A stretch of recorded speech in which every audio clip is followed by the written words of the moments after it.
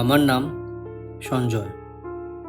এই ঘটনাটাকে আমি কোনোদিন অফিসিয়াল পাবলিশ করিনি, কারণ এটা রিপোর্ট নয়, এটা সাক্ষাৎকার।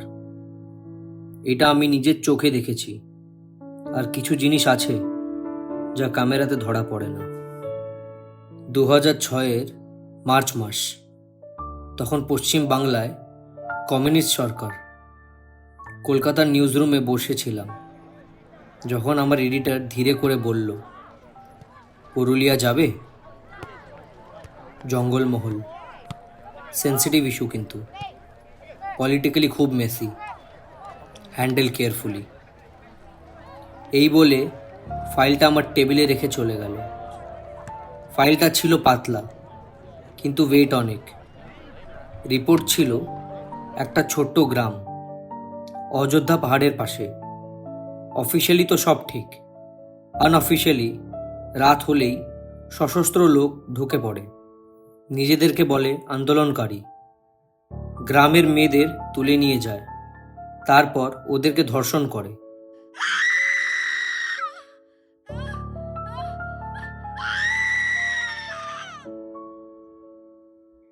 কিছু ফিরে আসে ভাঙা মন নিয়ে, কিছু ফিরে আসে না।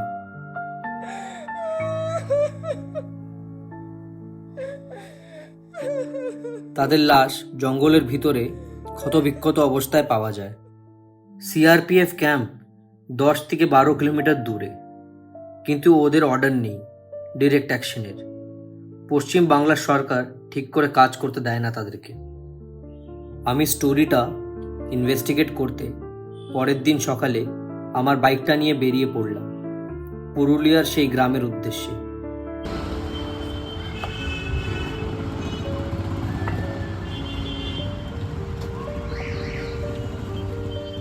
আমি গ্রামে যখন পৌঁছালাম তখন দুপুর হয়ে গেছে।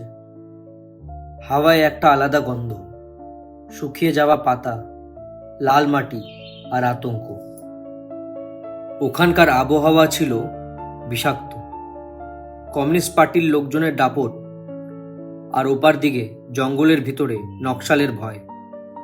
গ্রামের মানুষগুলো যেন দুই পাথরের মাঝখানে পিষে যাচ্ছে। লোকজন চোখ তুলে তাকায়, কিন্তু কথা বলে না, যেন দেয়ালেরও কান আছে। গ্রামের মাঝখানে খুব প্রাচীন এক বটগাছ ছিল, তার নিচে লাল সিঁদুরে মাখা একটা বড় পাথর। পাথরের চারদিকে ছোট্ট ছোট্ট ঘুঙুর ঝোলানো ছিল। হাওয়া না থাকলেও সেগুলো আস্তে আস্তে নড়ছে। একজন বৃদ্ধ ফিসফিস করে আমার কানের কাছে এসে বলল, মা রঙ্কিনী, গ্রামের রক্ষক। সেই দিন দুপুরে আমি গোকুল মাহাতোর বাড়িতে গেলাম। তার মেয়ে চুমকি, বছর 19। 2 রাত আগে তাকে তুলে নিয়ে যাওয়া হয়েছে। সবাই জানে কে, কিন্তু কেউ নাম নেয় না। গোকুল চুপ ছিল এতক্ষণ। অনেকক্ষণ চুপ থাকার পর হঠাৎ উঠে দাঁড়িয়ে বলল, চলেন সবাই। আমি গ্রামবাসীদের আর গোকুলের পিছন পিছন গিয়ে বটগাছের নিচে দাঁড়ালাম। গ্রামের লোকজন জমে গেল ওখানে। কেউ কিছু বলছে না, শুধু হাওয়াটা যেন ভীষণ রকম ভারী।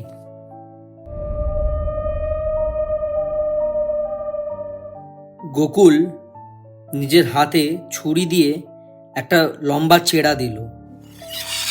রক্ত ঝরল। সে পাথরের সামনে রক্ত ছড়িয়ে বলল, মা, আমার মেয়েকে ফিরিয়ে দে। যদি ফিরে পাই আমি তোকে 5টা বলি দেব, শপথ নিলাম।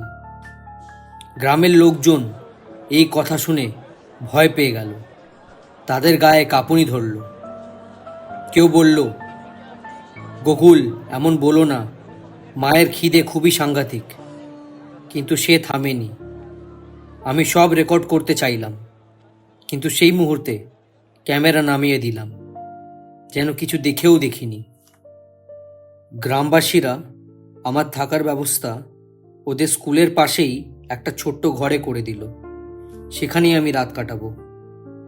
সেই গ্রামে আমার প্রথম রাত। রাতটা খুব নিরিবিলি আর নিস্তব্ধ। কোনো সারা শব্দ নেই, কিন্তু 1:28 হঠাৎ করে কুকুরগুলো চিল্লানো শুরু করলো।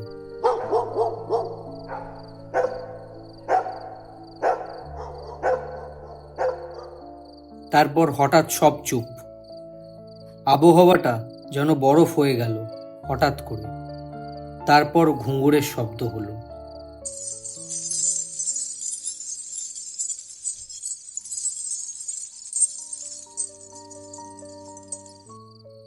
শব্দটা দূর থেকে আসছিল, জঙ্গলের ভেতর থেকে, একটা রিদমে, না তাড়াতাড়ি না আস্তে। আমি বেরিয়ে পড়লাম। চাঁদের আলোতে জঙ্গলের গাছগুলো লম্বা ছায়া ফেলেছে মাটিতে। আবার শব্দ, তার সাথে একটা গন্ধ, পুরনো শুকিয়ে যাওয়া রক্তের গন্ধ। তারপর সব চুপ, কিন্তু হঠাৎ জঙ্গলের ভিতর থেকে একটা পুরুষের আর্তনাদ শুনলাম।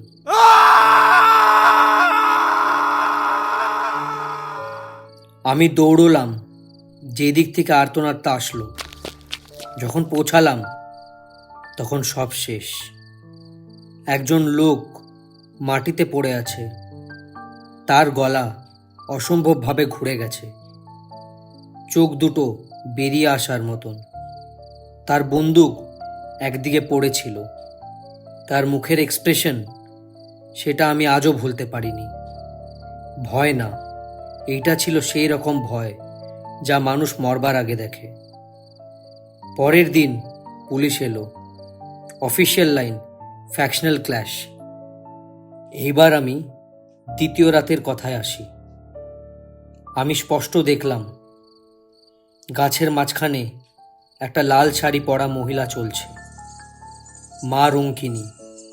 তার রূপের বর্ণনা করতে গেলে তার শরীরটা ছিল অসম্ভব সুন্দর, কিন্তু সেই সৌন্দর্যের ভিতরে একটা ভয়ঙ্কর অলৌকিক ভাব। তার চুলগুলো বিশাল, লম্বা, যেন মেঘের মতন কালো। তার চোখ দুটি বিশাল, কিন্তু মণিগুলো জবা ফুলের মতন লাল। তার হাতে লম্বা নখ, আর মুখের থেকে বেরিয়ে আছে দুটো লম্বা দাঁত। তার চুল হাওয়ায় উড়ে যাচ্ছে। তার পা মাটি ছুঁচ্ছিল না, যেন তিনি হাওয়ায় ভেসে বেড়াচ্ছেন। তার হাতে কিছু ঝিলমিল করছিল। ঠিক করে দেখতে বুঝলাম সেটা একটা রূপোর খড়গ। সে ধীরে ধীরে মাথা ঘোরালো আমার দিকে। তারপর আমার কানে আসলো তার অট্ট হাসি।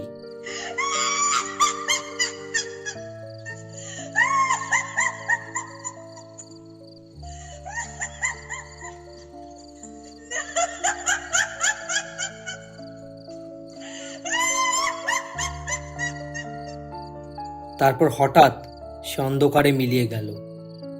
আমি যখন সেই রাতে বাড়ি ফিরলাম, আমার গা ভারী হয়ে গেছিল। পরের দিন সকালে জঙ্গল থেকে বডিটা উদ্ধার করা হলো। এইবার গাছের থেকে ঝুলে, বুক চিড়ে ফালা, রক্ত শুকিয়ে কালো। তৃতীয় আর চতুর্থ রাত গ্রামের লোকজন আর ভয় পাচ্ছিল না। তারা চুপ করে ঘরে বসে থাকতো, কিন্তু চোখের ভিতর একটা অন্যরকম সাহস তাদের, আর অপেক্ষা মেশানো একটা ভাব। ঘুঙুরের শব্দ এবার গ্রামের ভিতর আসলো।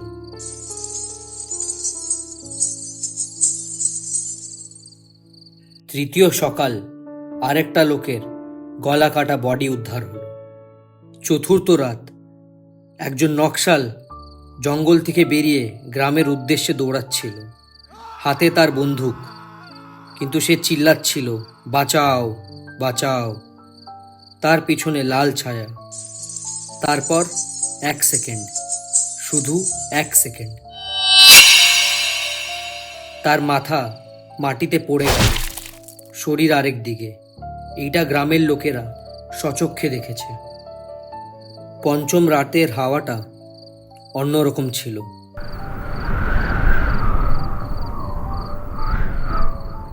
যেন পুরো জঙ্গল অপেক্ষা করে আছে এইবার।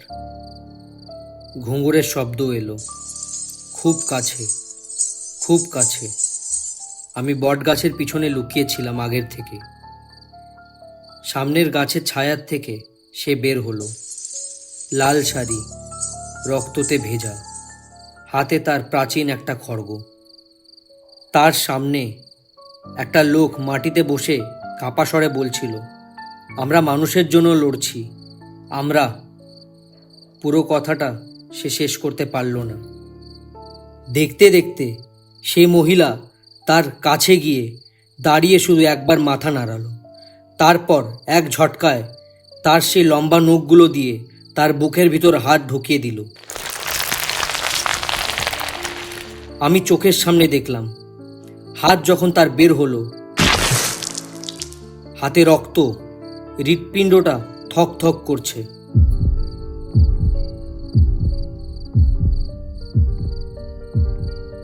লোকটার নিথর দেহ মাটিতে পড়ে গেল। ঘুঙুরের শব্দ এবার আরো জোরে হলো। এইসব দেখে আমি ভারসাম্য হারিয়ে ফেললাম। পরের দিন গ্রামের লোকেরা আমাকে অজ্ঞান অবস্থায় জঙ্গলে পায়। জ্ঞান ফেরার পর আমি খবরটা পেলাম যে গোকুলের মেয়ে বাড়ি ফিরে এসছে। সে নিজের পায়ে হেঁটে বাড়ি ফিরেছিল। তার চোখ দুটো শান্ত।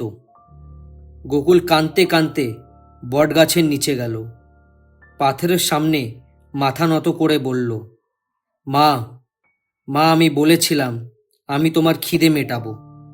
সেই দিন থেকে গ্রামে কোনো নকশাল ঢোকেনি।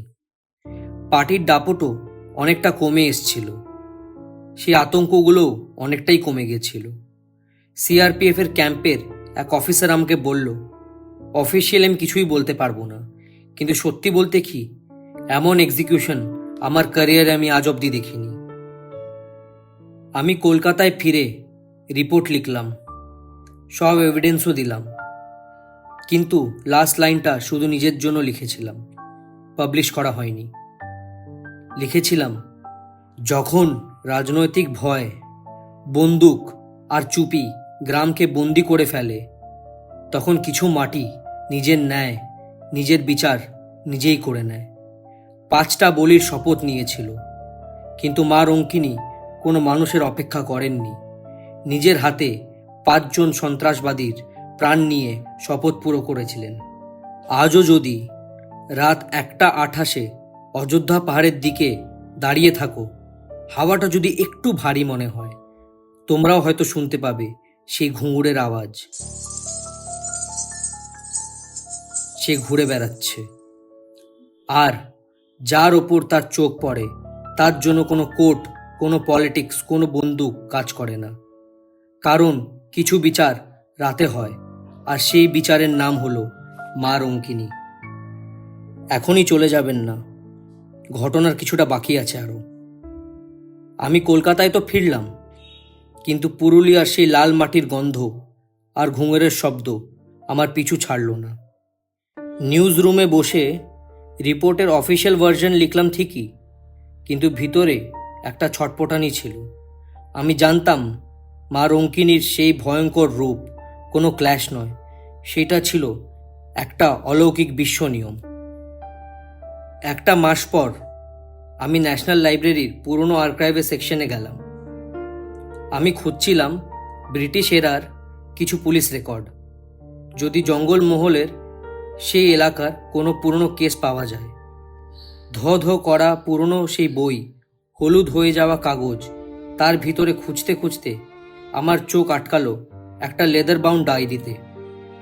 সেইটা ছিল 1924-এর একজন British district magistrate sir Edward স্টার্লিংয়ের প্রাইভেট জার্নাল। ডায়েরির পাতাগুলো খুলতেই আমার শরীর আর তার রক্ত হিম হয়ে গেল।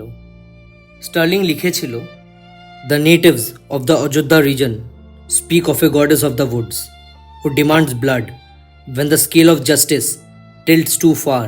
In April 1924, 5 local zamindari goons who had been terrorizing a village and abducting young tribal women were found dead over 5 consecutive nights. Each body was discovered at daybreak, executed with such surgical brutality that no human weapon could have replicated it. আমি আরও কিছুটা পড়লাম। স্টার্লিংয়ের ডেসক্রিপশনগুলো যেন আমার চোখের সামনে ভাসছিল। The lone survivor of the group, before he died, kept babbling about a woman in a crimson sari. He described her as ethereally beautiful but monstrous. He spoke of her eyes like pools of stagnant blood, her claws like obsidian blade, and fangs that shines in the moonlight. He claimed she didn't walk but floated, the sound of her heavy brass anklet ringing out like a death knell at exactly 1:28 a.m. স্টার্লিংয়ের ডায়েরিতে pencil দিয়ে একটা ছোট্ট sketch আঁকা ছিল। সেটা দেখে আমার হাত থেকে ডায়েরিটা পড়ে গেল। সেটা ছিল সেই বট গাছের নিচে থাকা সিঁদুর মাখানো পাথরটার। স্কেচের নিচে একটা ছোট্ট লাইন লেখা ছিল, "She does not wait for the law of the crown. She is the law of the soil." আমি বুঝলাম 2006-এর কমিউনিস্ট শাসন হোক বা 1924-এর ব্রিটিশ রাজ, মানুষের বানানো রাজনীতি বদলে যায়, কিন্তু মা রঙ্কিনীর ন্যায় বিচার কোনোদিন বদলায় না।